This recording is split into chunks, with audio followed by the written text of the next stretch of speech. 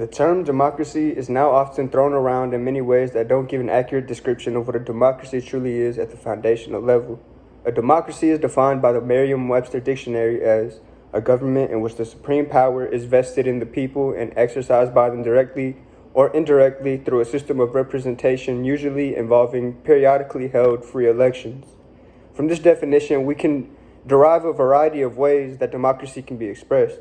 Based on the criteria provided, Texas is democracy due to the use of its elections to represent the people.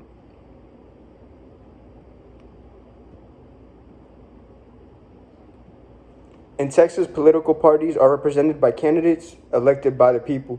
For example, in the 2020 senatorial election in Texas, the two main candidates were Cornyn, who represented the Republican Party, and Heger, who represented the Democratic Party. According to the poll results of the 2020 election posted by CNN, 5,962,983 voted Republican and 4,888,764 voted Democrat. It was the representation of all 10,851,747 people that went out to vote that led to Cornyn's being appointed as the senator of Texas. The way that Texas uses elections to select who represent the people is bolstering the statement of Texas being a democracy. Elections are also a critical component of democracy. As stated in the Election Encyclopedia from Britannica, elections ensure the responsiveness of democratic governments to the will of the people.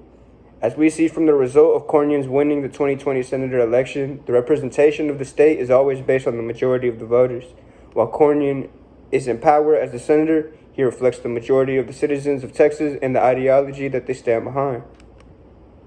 While it is true that democracy can often be expressed in many ways, one thing that remains constant in all forms of democracy is the representation of the citizens.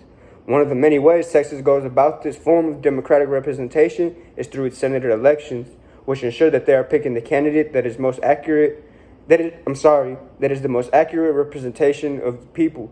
From the elections alone, it is clear to say that Texas qualifies for the democracy title.